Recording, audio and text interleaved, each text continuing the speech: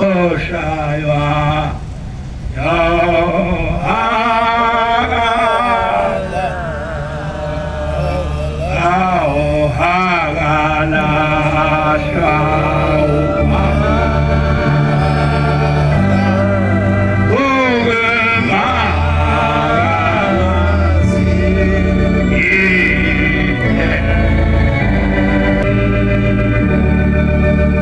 ngiyayikhetha inkosi enkulu uNyazi wezulu.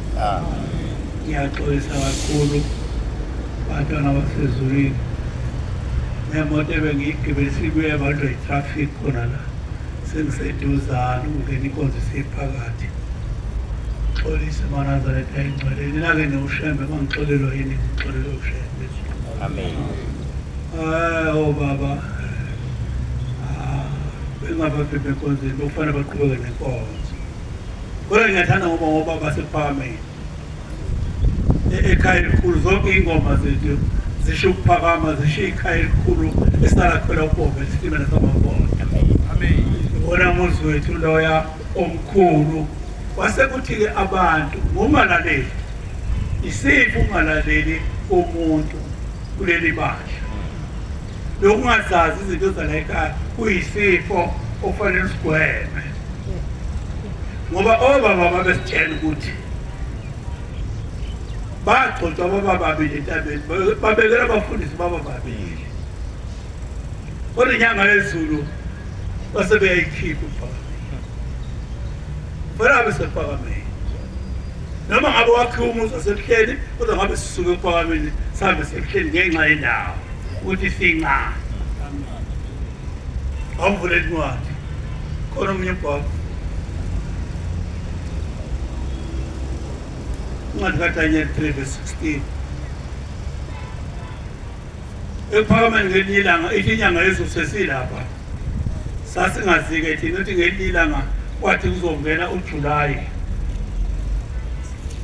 uthi kwase kufika umasipala weTheku wathi umasipala weTheku amanzi sasigeza kuwe enhlungwana sasuka siyengale enhlungwana engekho amanzi siphuza wona sigeza khona futhi kodwa siyaphila Konke sikwenza khona kukhona benza something ngenhla siphuza kodwa ngezasi kodwa siyaphila futhi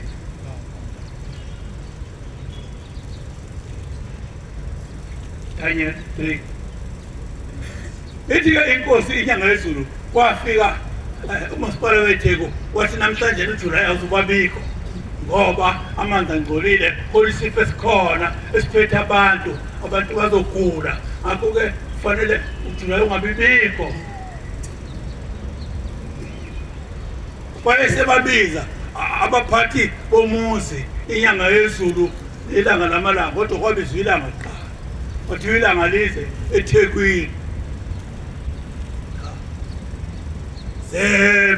sebefona wakewe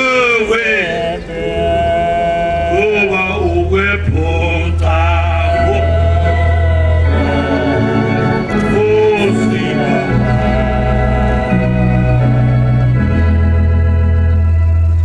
uthi-ke ithi inyanga yezulu lathi ilanga inkungumahlombe lathi ngicela ungiphelekezele ngeThekwini siyabiza eThekwini kuthiwa asiye eThekwini kuthiwa bangena-ke ithi baya eThekwini behla ngemoto uthi yafike uthi yaphuma kuqala emotini yathi futhi uzongena mina kuqala ngifuna ukuzwa ukuthi kuthiwani la bayazi abadala isiqoko sasingadalwa phambi kwabelungu uthi yangena isithole isiqoko sayo yasibamba siqinisa yasithi yayisiyangena yangena behleli urawundi etafuleni yangena yaqala emnyango ngosemnyango amehla khona uzimbulunga athi mayibheka ukuthi wana phansi uthi yangena yaqala kulosemnyango yambuka yathi uthi hamba nabo yaze yofika emsango uthi kwasuma uMr Shewa khona wasukuma ama ngenyawo wathi awu ngabe senzeni uMr Shewa uthi inkosi yezulu umhlaba ingani ngibizwe yini bathi hawu Thembe ngendlela esihlonipha ngayo besingeke sikubize okufanele kube yithina esisuka usambe sephakameni akekho umuntu ongakubiza wena Amen. bakushita ukukhuluma Okufanele kube yithina esiza kuwe. Uthi ngane nithi nithangise la. Ake nichaze. Ubani lona ohamba ubisi ushela? Ubani hamba ubisi ushela? Ufuna ukubulala? Nazareth. Babe funa ukubulala ngempela. Angithi wayazi ukuthi iTheku lapha umqalo wendlela waphinde usulwa nje umba. La ubaya umqalo wendlela ngabe iTheku limbozekile. Leyo mbozelo ngabe bikho.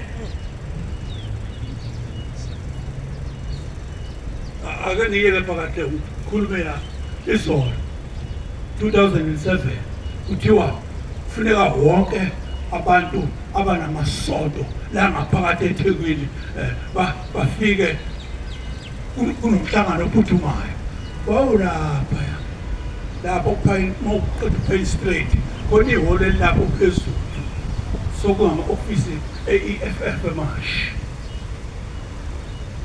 kodwa asiphuthume lapho size emhlanganweni okuyintambama wonke amabandla ngathi ngiyakhuluma nomunye umfundisi esasinaye ngaphakathi eThekwini wakuthi ngwakithi bakunge ngathi ngiyakhuluma nomfundisi wathi mina ngiphethe eThekwini mina ngiphethe ithempeli lami kuphela ngixoxele eCloudville mina angixoxele khona hawu manje uzokwenziwa kanjani ngoba akufuneka kuphela kubiza umhlangano kungabibikho umuntu okhona bazoma ngathi thina amaNazaretha abaxile kithi ukuthi konke lokhu nje kwenziwa ngoba kukhona amaNazaretha ngase ngiyaya uma ngifika lapha sokwenziwa i-register yokuthi ubani omele ibandla elithize ubani omele ibandla elithize sase ngiyabhala na uthi-ke ubaba uZungu wasala kuDube lo Dube wayikhona lapha uthi wasala kuDube la uthi lapha kubizwa abafundisi awubizwa ngumshumayeli uma ngithi mina umshumayeli uthile uthi hayi sizobhala namhlanje uReverend Thelezi babhala ngaba umfundisi Mbombolo sagena wangena umhlangano kuthiwa khulunya ngendaba amabandla aseThekwini bese kuthiwa sizokuthiwa khona uReverend Thelezi omele ushebe la abese ngivela ngehluthu sami elimpopo hawu adinto ndendala nje wena khona iphutha elilenzayo nabawashebe la eThekwini nina wonke amapaki senophendule nafaka amatsha amhlophe ngoba insizwa zethu ingathukuthela nje la ibonda izokufanele bengumshumayeli manje ivele imemezi ezihambe yozipha ifaka amatsha amhlophe izizodwe hawu usekunyazwe ubani leThekwini kwakusande kwenziwa lapha eSydney khona amatsha amhlophe lapha abelapha eSydney kwakusande ufaka lawo matshe ngiyabazi nababephethe noma waqala okwenzize kwaRhadebe yathi iphupho ebusuku umqalo wendlela ethi ayifaka amatshe lapha yabona ngiyabuza-ke mthawu uma umqalo wendlela engaphupha uthi awube ngumfundisi ungafuna ufake ijazi uthini hayi ufikile impela sezowafika besengathi ngithandaza endlini afike umqalo agqibela phandle ufaka amatshe yawafaka-ke leyo nsizwa amatshe bakhuluma ngalokho kodwa nami ngalawo matshe usethi-ke lo mnumzane ophetheyo la eThekwini uzowathatha amatshe wonke afuna iloli kamasipala awathathe wonke ayowadipha emkeni ngiphakamisa isandla lithi cha ngiyacela ukuthi ngole nkosazana mhlawumbe ukuthi sithabatha msundo sokhela izulu umhluzi okhasile inkomo abeyikhomba engaphesha komosha nami njamani singanendawo ayibona ngodolobona ngathi cha sazohamba ngiyokhonza enkosini amanye siwathatha siwasebuhleni ngeke kulunga uma ehambe yodishwa emngeni ngoba senokungcwele bathi kunikeza amasonto amabili siyawasusa lawa manje kwase sithule sibukane emehlweni kwasukuma intshebe yesulumane ende ngapha yathi Mr. Share umuphi lo shebe kodwa ufuna ususa amatshe akhe laphaya. Akuyena uShembe lo wavimba ulwandle, akuyena lo uthi hayi uye umzukulu wakhe. Jeremy Arnold Daniel 3 verse 16. Kodwa ungisize futhi uye kuJobe, usayibambile nje leyo, awuye kuJobe 38 umfundele verse 8 apha wasithola Jobe fundela mfowethu.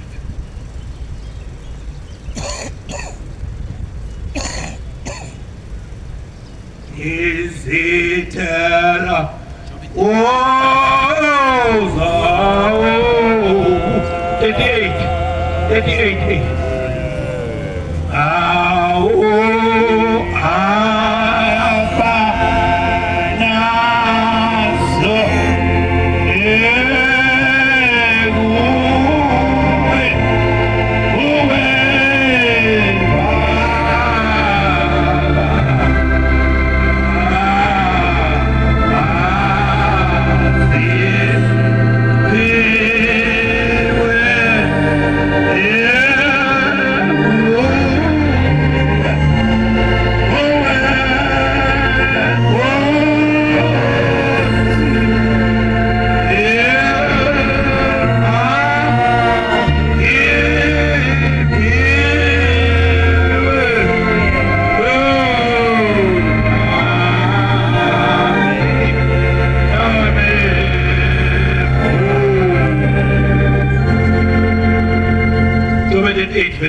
Ubani owavalela ulwandle ngemnyango lapho lwabhoboka sengathi luphuma esiswini?